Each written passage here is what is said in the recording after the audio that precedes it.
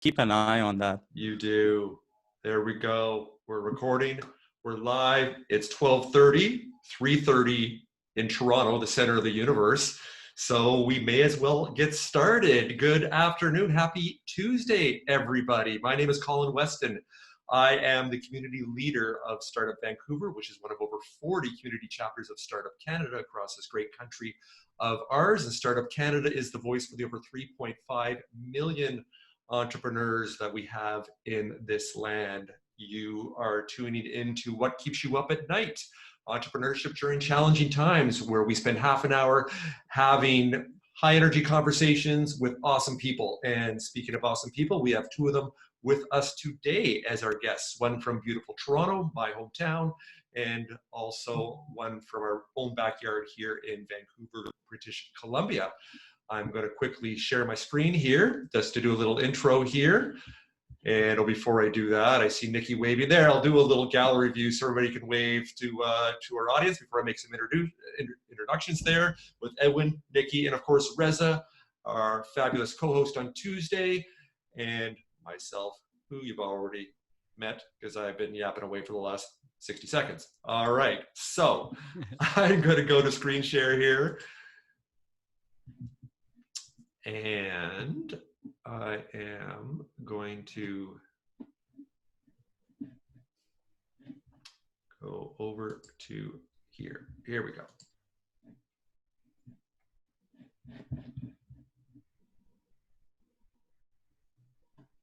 And Reza, you'll need to tell me again, as usual, if we're up and running on, if you just see the one. And of course, I didn't even have it right there. Oh, I'm ruining everything here today. There we go. That's all okay. right. So, hey, I've switched it up there, Reza. As we always do, the first thing we actually ask people is, how's everybody doing here during these crazy COVID times here? Gosh, almost 4 months now since the world has changed, this paradigm shift. So I hope everybody's staying safe, everybody's staying healthy, both physically and mentally, and staying active and engaged. And we put on this show, one of the main reasons, of course, is to connect with you and with other entrepreneurs and give you the resources and the inspiration as you embark and continue on your own personal entrepreneurial journey. All right.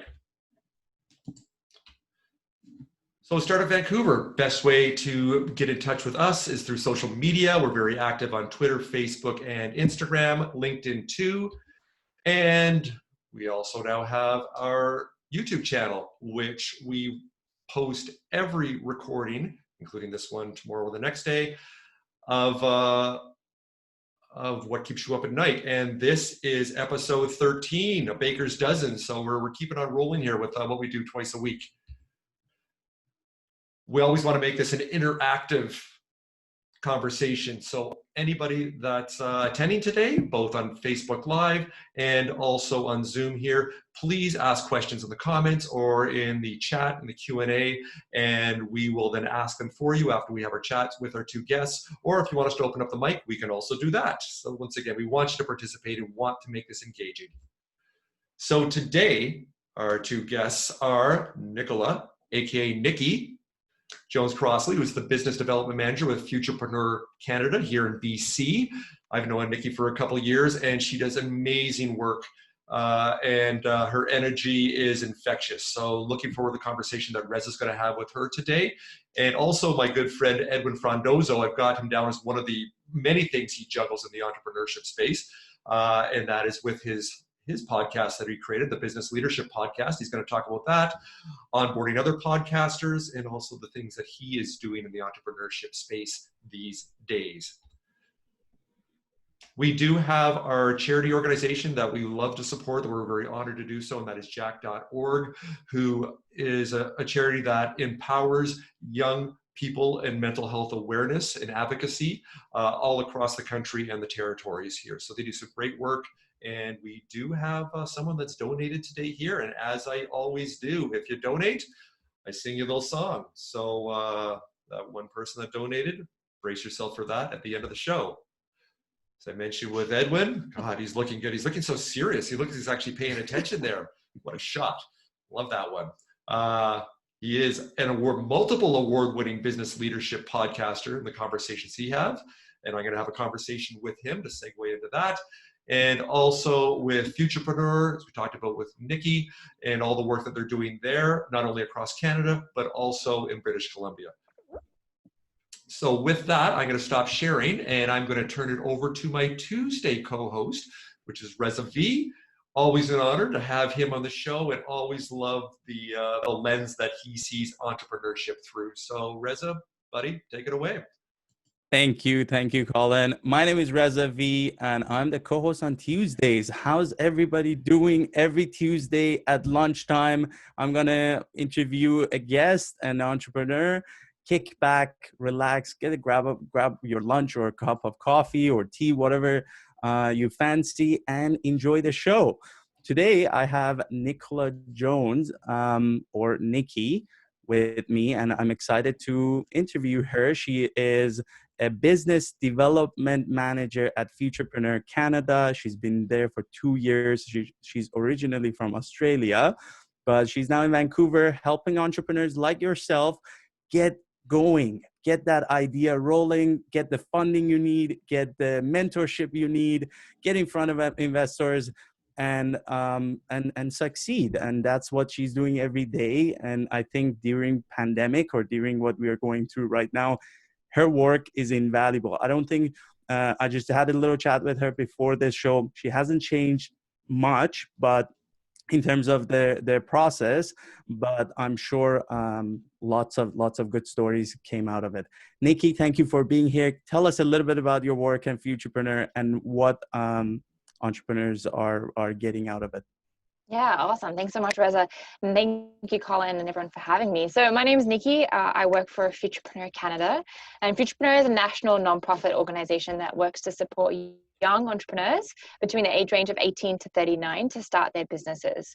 So the way that we do this primarily is by providing financing and mentoring programs to young entrepreneurs. The financing is structured as a business loan, and we loan out anywhere between a minimum of $5,000 up to a maximum of $60,000. And along with the financing comes a mentoring component. So every entrepreneur who receives financing from us is then matched with a business mentor who will work with them and their business for the next 2 years of operations. So the entrepreneur really has both the money in the bank account plus the experience of a mentor to really support them as their business gets up and running. So that's a little bit about Futurpreneur. Reza mentioned I'm Australian originally, probably why I sound a little bit strange, but though my accent changes a lot depending who I'm talking to.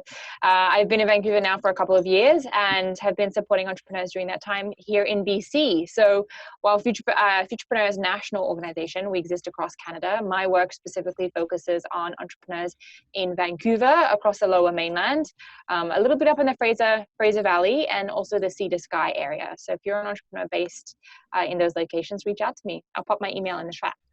So Nikki, we're gonna share with everyone your LinkedIn and your information, as well as a few links for Futurpreneur.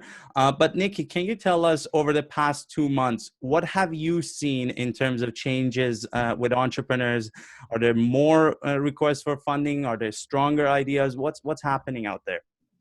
Yeah, it's really interesting. I mean, when COVID first hit in mid-March, the application, so we receive applications on a rolling basis to Futurpreneur for our programs, right? So the applications were very, very slow. Month of March, month of April, there was basically nothing coming in. Everyone kind of doubled down, and they were in that really kind of just get through this kind of like, let's just get through this kind of stage. And there was no real new entrepreneurship or new ideas happening at that stage. A lot of people were just focusing on pivoting, right, their existing business if they have one, and thinking about how to survive, right? People were in survival mode, kind of where we saw in March and April. January, February, March, April, May, we saw a big influx actually in as kind of people got adjusted to what we're calling this new normal, we started seeing entrepreneurs slowly come out of the woodwork, right? And slowly kind of adjust to this new way of working and what the landscape looks like now, and start coming out with business ideas, new business models that are either have pivoted and are trying something new, or completely new business concepts that they are looking to get financing for. So at the moment, we're really, really busy because we're receiving a lot of applications right now, especially here in BC, because across Canada, you know, the response to COVID is a little bit different. We were talking to you, Edwin, earlier about how you're going into phase 2 of reopening in Toronto soon, but here in Vancouver, we've already been in phase 2 for, I think, maybe a month or so. So BC is a little bit more open in terms of the economic activity of the province. So we are seeing that reflected in the numbers of applications and entrepreneurs that are starting new things right now. So it's really cool. We're seeing a lot of innovation and a lot of ideas that are starting right now. And it's kind of, it's giving me hope to see kind of the economy start generating again. That's plenty to keep Nikki up at night. That's what our show is about. She's busy. So that's expected, because I was reading another article about how there was an expectation for credit cards spending to go higher, but it didn't. People were refraining, people were using debit cards. They weren't really sure what's going to happen. But as we go towards, more hope, towards opening businesses again, people are more confident on taking a loan or spending more. Yep. What's your takeaway? What's the takeaway for entrepreneurs that can better approach Futurpreneur Canada? What should they prepare better so your job is easier and you can help them faster? Oh, good question. I could have a whole long list, but how about I start with 2? I mean, the two key things really that are needed for Futurpreneur's application, right, is a completed business plan. And then completed financial projections. So those are the 2 key documents that we really require first and foremost to get your application moving. So when entrepreneurs come to me and they already have a completed business plan, and their cash flow projections are ready to go, then the application process right at the initial stages moves a lot faster. However, if you don't have these 2 documents, the business plan and the cash flow projections, that's totally fine, because we'll help you build those 2 documents. So what I'd ask you to come with, if you don't have those 2 documents ready to go, is just a lot of research and know your numbers that you're ready to put into those 2 key documents, right? So have done all the research, know all of the numbers, have a really good understanding of your target market and how you're going to be launching and how you're going to be opening, and we can help you put those into really solid business plans and cash flow projections to get your application rolling. That's about it. Do your research, know your numbers. Guys, if you're listening, this is gold. Whether you're applying for Futurpreneur or not, you should just know your numbers, and you should have a proper business plan. And anybody, when they ask you, you need to know it from the... Have you got a business plan, Reza? I do, and I do want to approach you, actually. We'll talk about that offline. Amazing. Guys, reach out to Nikki. They're doing an amazing job. This is the time to get the ball rolling and get your startup up and running. Colin, Edwin, if you guys want to jump in and ask questions, or if we have attendees that wants to engage, by all means. Yeah, just looking at the chat and the Q&A here, we've got some very shy attendees today. Usually some days they're just lighting up here with questions here. So I've got a couple of questions just to clarify again. Not going to reveal how old you are, Reza, here, but once again, Nikki, to reinforce that, what is the age bracket for entrepreneurs to apply with Futurpreneur? Yeah, sure. So Futurpreneur is a nonprofit organization, right? So we have a mandate to help support young entrepreneurs. So the age range that we support between is 18 to 39. So if you are 39 currently, you're able to apply, so long as you apply before your 40th birthday, before you turn that big 40, is key to applying to Futurpreneur's programs. I feel like I've got a few months left. Reza's cool. I have a question. Yeah, for sure. Because I work with a lot of entrepreneurs, and because of COVID-19, a lot of people have, I guess, trying to diversify some of their offerings and going to digital programs. Mm-hmm. What type of loans does Futurpreneur give? Is it traditional businesses? Would you look at online programming, people creating courses?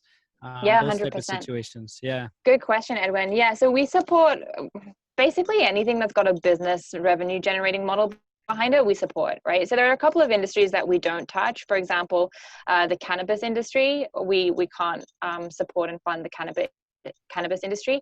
But other than that, in any type of business model that is generating revenue, so online platforms, e-commerce, 100% yes, we can support that. Our one thing to mention, I guess, is that we support startups. So businesses that are new businesses that are launching and getting off the ground and just starting, right? So it's a little bit hard for us to, especially with COVID, existing businesses that have been operating for 3 or 4 years on a full-time basis that are now trying to kind of pivot and do a new online offering. We can't support that, unfortunately, because that business has already been operating for 3 or 4 years on a full-time basis, right? So if it's a new business, they're starting something new, they're starting an online e-commerce strategy or a program or an offering, yeah, 100% we can support that. Thank you. Yeah, sure. Good stuff. Good stuff. So why don't we just wrap that up now with Nikki, keeping that short and sharp there. Nikki, thanks so much for providing all those insights of the good stuff you do with Futurpreneur there. Once again, if there are any questions, if you want to put them in for Nikki, we get to the end of the show. If we got a minute or two, happy to circle back and we can ask those as we go to keep rolling here.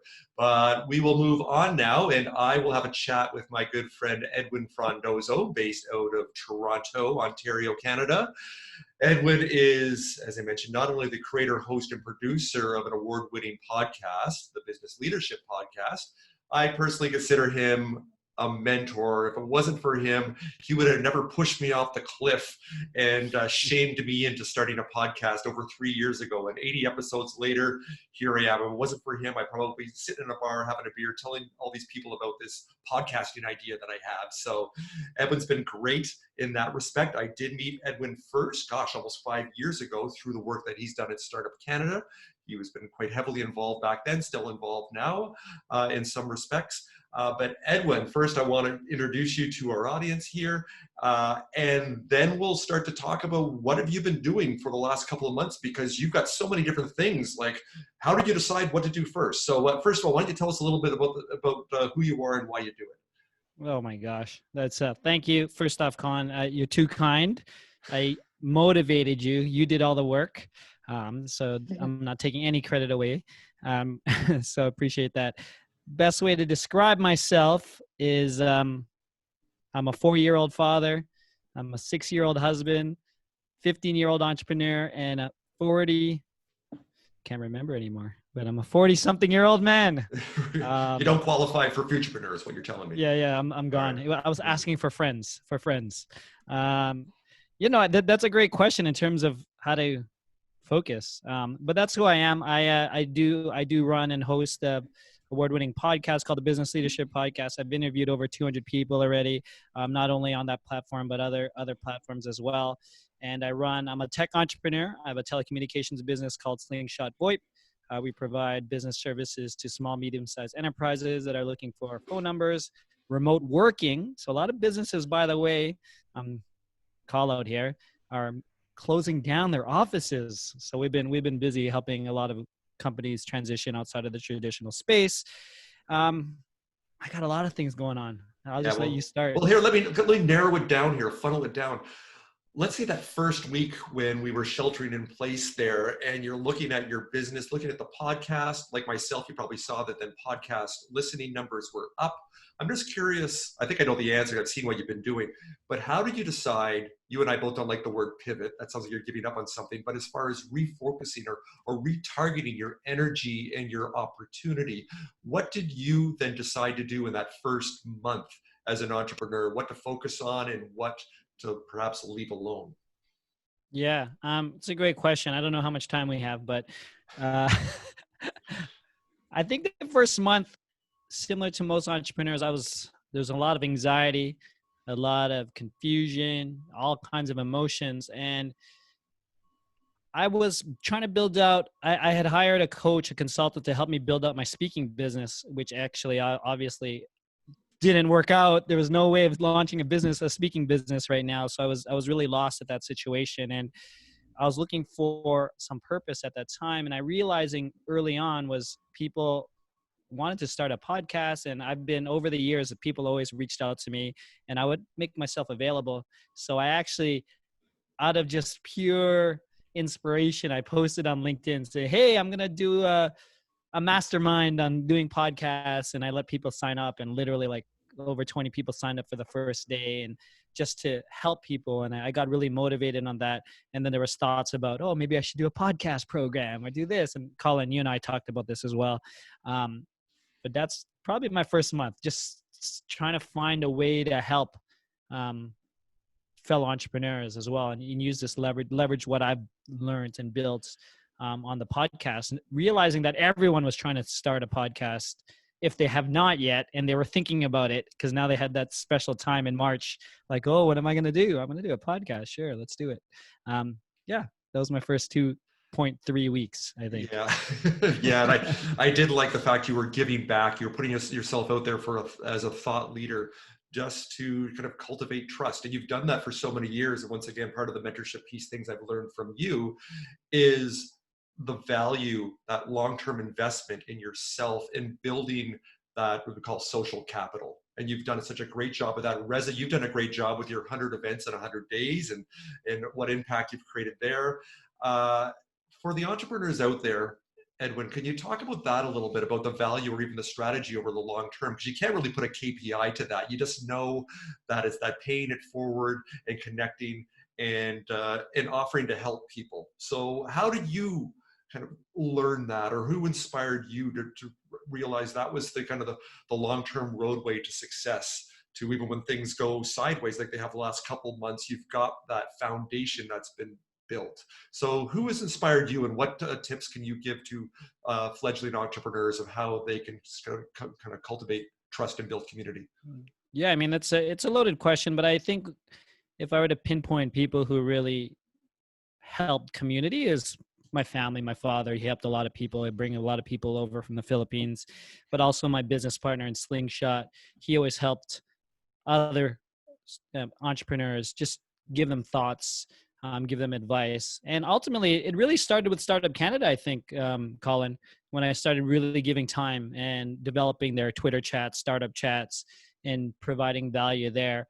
Not looking for instant ROI, but looking how I could help people reach their goals, right? And these are also things I'm learning in my own podcast when I'm interviewing entrepreneurs or C-level executives or high-level management, is like they're able to grow, whether they're an entrepreneur or not, is just because they just help people achieve their goals.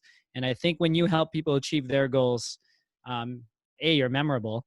People will be like, oh my God, Colin's an amazing guy. He helped me achieve some goals. And, you forget, and if you're just doing that out of the goodness of your heart, I think ultimately karma is a huge thing, whether it's direct or, within time, or when you need to ask for a favor. I think you'll get paid back in spades, but I don't think that's why you do it. I think you do it ultimately to help people achieve their goals and feel good about that. No, I agree. Great response. And I certainly embrace a lot of those things that I've learned from you and others, and getting involved with Startup Canada and then Startup Vancouver is just that. I've now met such amazing people, including, well, all three of you. I wouldn't know you if I was still doing the architect thing like I did for decades, or even starting as an entrepreneur a few years ago and just trying to go it alone. I wouldn't know you three, and my life would not be as rich because of it. So there you go. Or maybe it would have been richer, or maybe it would have been richer. I disagree with that. So, hey, before we open it up here, both to Reza and perhaps even Nikki and our attendees today, you had mentioned there that you've been an entrepreneur for over 15 years, a decade and a half. So anything really quickly, or cautionary tales or points that you could make of things rewinding the tape that you could say, yeah, I wish I would have known that then, so I could have saved time, or I didn't make those mistakes or get that sequencing wrong. Any suggestions or advice you can give to entrepreneurs starting there based on your decade and a half of experience? Yeah, I mean, my only advice, and it's always the same, is, man, you're enough. You have enough. Go make that money. Like, you could just don't build anything. Go get a client. I think us as Canadians, we're too conservative, that we feel like we need to build something. I think ultimately, before, and I learned this early, is you could sell things and give your word, and as long as you provide it as they sell it, I think you're good. But with all this noise now, entrepreneurs are confused. Do we create social media? There's so much stuff that we could work on, which actually is not getting us closer to the money, when it's actually just having conversations with anyone. not anyone, your ideal customer. But I think you just got to get out there and talk. And I think Nikki can reinforce that as far as rather than always trying to fundraise, and there is an overemphasis, I think, on raising money, whether it's between Dragon's Den and Shark Tank and that romantic notion there. It's like, yeah, find some customers, have some conversations. And that's what Reza's done with 100 events in 100 days, which we will talk about. I'm going to interview you, buddy, on this show. I've already got it planned out, and you're going to be Nice. you're going to be my Nice. guest one day to talk about what you've done. So I want to jump in and ask Edwin a question, if that's okay. Edwin, yeah, go for it. You've done a lot in podcast Rome, and I have a question in terms of, like, I believe in putting yourself out there and building that social capital in whatever way you're good at communicating, videos, social media, whatever that case is. I'm new to podcasts, and one of the main question is, do you go just interview people? Do you put yourself there? Do you do solo podcasts with somebody else? What is the dynamic that you found that works really well and the audience enjoy when they listen for 40 minutes? Yeah, so that's a great question, and it's come up a lot in terms of any new podcasters. But so I could just talk from my own experience and sort of my strategy and what I thought would work best for me. I wanted to grow my network. I wanted to learn, and I wanted to be conversational, right? So it was always an interview and being consistent, always showing up. That was my strategy. And that's what I tell anyone who comes to me. I says, oh, I want to start a podcast. I was like, okay, I don't know how busy you are, but can you do it for 1 year straight? Mm-hmm. Think about that first. And, right? And I let them think, Nice. You're right. That's a lot of work. Nice. But for me, solo episodes I've done, honestly, Reza, probably a handful. And I want to do more now with the changing of environments and realizing that I do have something to say, because I was in the mindset of always providing value and maybe being too humble or showing my humility too much and not thinking that my voice is important. So that's sort of my personal work that I've been doing on myself. So that's why I've refrained from doing solo episodes. But actually, if you get me started to talk, I might talk too much. So maybe that's another reason why I don't do it. And I think there's an art to interviewing, but not just robotically ask questions, actually bring something to the table and have a discussion. Oh, it's the best. I mean, it's human dynamics. I love it. I love it for sure. Nice. Edwin's getting better at that. I've spent a lot of time coaching and training him, so he's partway there. Colin's invoices in the mail. He's close. He's got over doing the nice answers. So next question. No, you've never done that, but we know podcasters to remain unnamed that do, and they're terrible. They just miss the opportunities for a real conversation, not unlike what we're having right now. And out of curiosity, Nikki, if somebody comes to you guys and they don't have an actual, like a startup, it's more of a production media company, either there's a podcast or there's a professional show going on, do you guys support that too? Yeah, we do. I'd be curious to see the business model behind it, right? And what is the revenue streams and how, so those are the questions I would ask. 100%. Yes. So we definitely support production companies, but I would want to see the revenue model. And they need to have some revenue already. No, not necessarily. Okay. They could have projected revenue. They could be launching, in the next few months, but at application to Futurpreneur, the business needs to be within like a 2 to 3 month window. If it's pre-revenue, it needs to be within a 2 to 3 month window of being able to start generating revenue, guys, whatever that looks like. If you're listening to this, we have everything happening here. Go talk to Edwin, get your podcast ready, put your business plan together, go to Nikki, get your funding. That's how easy it is. You got a business done. Stop shopping here on this live stream show. Colin will train you how to interview people. There we go. And we'll have you on this show within a few months. Yes. Look at that. Absolutely. Well, we're almost at the top of the hour, so we are going to wrap it up. But before we do, and I hand it over to Reza to finish up here, as I promised or threatened, once again, depends on how you want to interpret that, I do a little musical shout out. This is why people come to the show. That is right. That's why they pay the big bucks to be here today. Absolutely. So we do have one fabulous person that donated today. So I'm going to do a little shout out to her. And it goes something like this. Nice donation by you. Jack.org says, thank you. You are awesome. Maya Nakajima. Nice donation by you. Oh my gosh. Nikki, you've heard, I don't know if I'm getting better or worse. I'll leave it to you to decide. But Every there we go. single week it's getting better. Oh, wow. There you go. All right. Well, hey, Nikki, Edwin, thanks so much for being here today. Thanks everybody Thanks for for having me. attending. Yeah, Reza, why don't you take it away and just wrap it up here for today? Thank you, Nikki. Thank you, Edwin. And thank you all attendees coming to this show every single week, Tuesdays and Thursdays. And also thank you to everybody on Facebook. You guys are, I've seen the numbers go up. You guys just have to get more engaged, comment your questions, and I can ask them. Every Tuesday and Thursdays between 12:30 to 1 o'clock, you can enjoy your lunch break with us and kick back, relax, and enjoy the interviews. Amazing. Awesome. Thanks so much, There we go. guys. Thanks, guys. Bye now. Bye, See ya. everyone. Bye for now.